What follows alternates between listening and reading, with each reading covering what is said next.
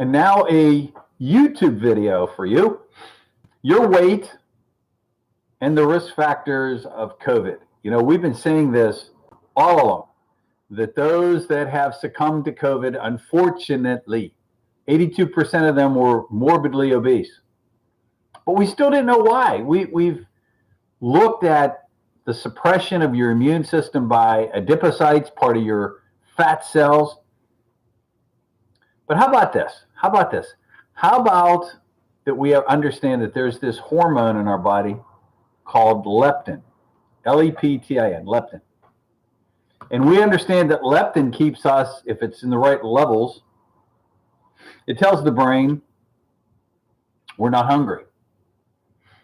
So think about any time you, and again, I am not being critical here, but I'm just saying you, who's been trying to watch their weight for years and did really well, possibly, and got myself down to the weight I wanted to, then all of a sudden, you know, you broke the rules a little bit, you started eating not quite right, went out to dinner a couple times, put on a few more pounds, and all of a sudden it seems like you're hungry all the time. I can't shut it off, you know? It's like I'm hungry. That's leptin. Now, if I said this, if you feel like you're hungry all the time, you're at a higher risk factor of COVID. How's that? Now, I'm going to say this also.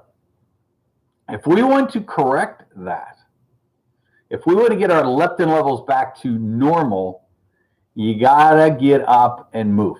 As God created us, we need to move. God created us to move, not to sit on a couch and watch Netflix ad infinitum. Get up and walk, get up and move. New concept, huh? Exercise increases the effectiveness of muscle energy production, and that backdoor energy production that we get out of our muscles causes leptin to go back to normal. Now we're going to go to the end of this, that if you're carrying extra weight, and we talked about fat cells, we know that there's all kinds of different types of fat. There's brown fat, white fat, and then there's that fat called pericardial fat that accumulates around your heart. So we're not just talking about the way your clothes fit.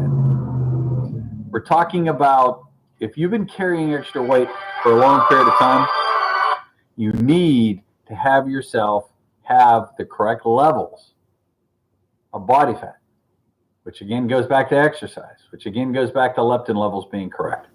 Having excess pericardial fat, the fat around the heart, increases the risk of developing heart failure, especially in women, according to a new Mount Sinai research piece.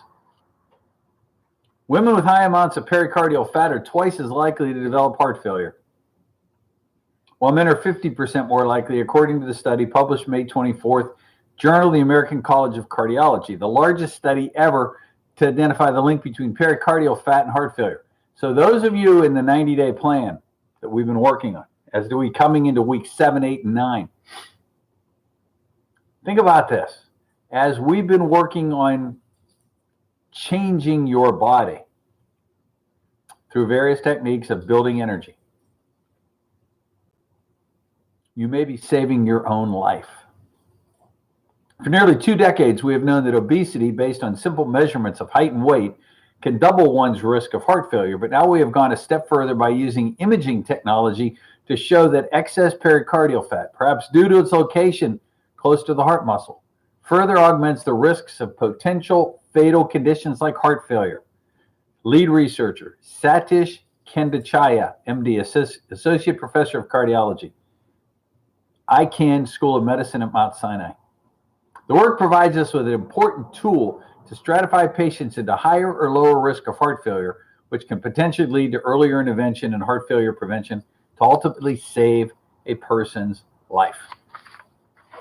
So where do you start? Let's say you've been carrying weight for a long period of time. I've been overweight for 10 years, 15 years, 20 years, most of my life. So the odds ratio of me having pericardial fat might be right. May be worth seeing a cardiologist early on. knowing that they can now make an assessment of that. And don't go to a cardiologist to say, oh yeah, honey, just go home, put yourself on a diet, lose weight. No, this is going to take methodology. Here's the methodology. By applying mass spectroscopy, the same way that they looked at that fat around the heart, scientists provide some of the most detailed data on how mitochondrial proteins cluster into supercomplexes, a process that makes the mitochondria more efficient at producing energy. That statement is the foundation of the 90-day plan that we've been doing. There's the foundation. Making the mitochondria more efficient at producing energy, and weight loss follows. Mitochondria are the cell's power plants and produce the majority of a cell's energy needs through an electrochemical process called electron transport chain, coupled to another process called oxidative phosphorylation. You don't need to know all that unless you're a chemist. A number of different proteins in the mitochondria facilitate these processes, but it's not fully understood how these proteins are arranged inside the mitochondria and the factors that can influence their arrangement. Now scientists, University of Copenhagen, have used state-of-the-art proteomic technology to shine new light on how the mitochondrial proteins gather into electron transport chain complexes to further the so-called supercomplexes. This research was published in the Journal of Cell Reports. Studies allow for comprehensive quantification of electronic, you don't need to know. It's well established that exercise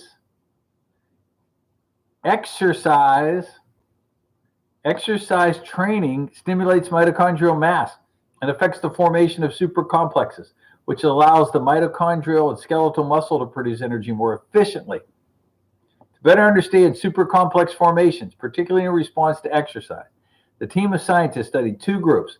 One group was active, giving an exercise for 25 days. The second group was sedentary and not provided exercise. After 25 days, they measured the mitochondrial proteins and the skeletal muscle from both groups to see how the supercomplexes had changed.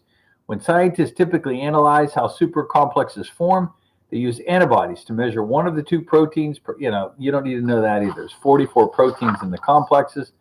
It says mitochondrial protein content is known to increase with exercise. Thus, understanding how these proteins assemble into supercomplexes is crucial to decipher how they work. Bottom line is, God built us to move. So, we assess fat around the heart, depending on how long you've been carrying a specific amount of weight. Then we use proteomics to say, get off your duff and move. Walk. I take my dogs out 3 and 4 times a day to walk. There's times I don't want to, but God built you to move. Now, the self-assessment. Are you hungry all the time?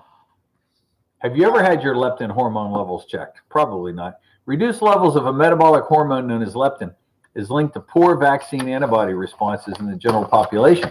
University of Queensland in Australia. So we flow this whole thing through. Yes, you need to get your weight where it needs to be. Yes, we need to protect the heart. Yes, we have to monitor this leptin hormone.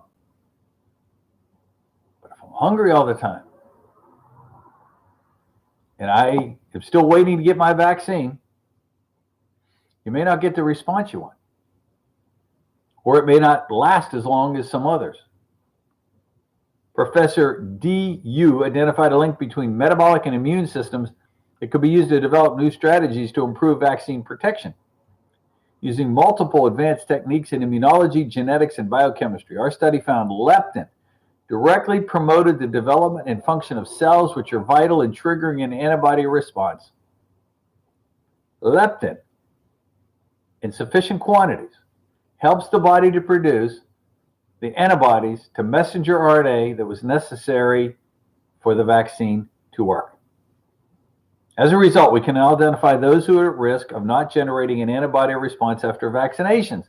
Ask them a simple question. Are you hungry all the time? Although genetic partially contributes to the differences, other factors are also essential. What's the differences? When we're fit and healthy, we have much better vaccine efficacy. When we're fit and healthy, our immune system can get you to the point you may not need the vaccine. If we are healthy, we have a good metabolism, normal levels of leptin. But if we have malnutrition or some disease conditions, we may have a low level of leptin, which may limit our vaccine response and our immune protection, period. So with or without the vaccine. Professor Yu said many people with obesity and high levels of leptin, conversely, often had leptin resistance, which could potentially lead to a poor vaccine response, an area that could be carefully investigated in the future. The researchers are keen to test responses to the COVID-19 vaccines to determine biomarkers that could identify those people at risk of not generating a strong vaccine response. Did you ever think about that? If you got the shot, did I do as well as everybody else in generating enough antibodies? Or if I haven't had the vaccine, do I have enough antibodies in my body? If you had COVID, do you have enough antibodies in your body? Are you overweight? Do you have fat around the heart? Are you hungry all the time? Those are some simplistic questions to ask yourself. And to share this YouTube video with others, to ask those same questions.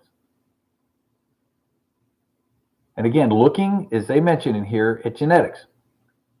What happened with mom and dad, grandma and grandpa? What kind of cardiovascular stuff have you inherited? But ask yourself that simple question. Am I hungry all the time? Could save your life. 678-228-8900, the number to reach me. 678-228-8900. Our website, thenutritionshop.net, SHOPPE.net. God bless you, folks. Please listen and listen to this again, and I'll see you back here tomorrow. Take care.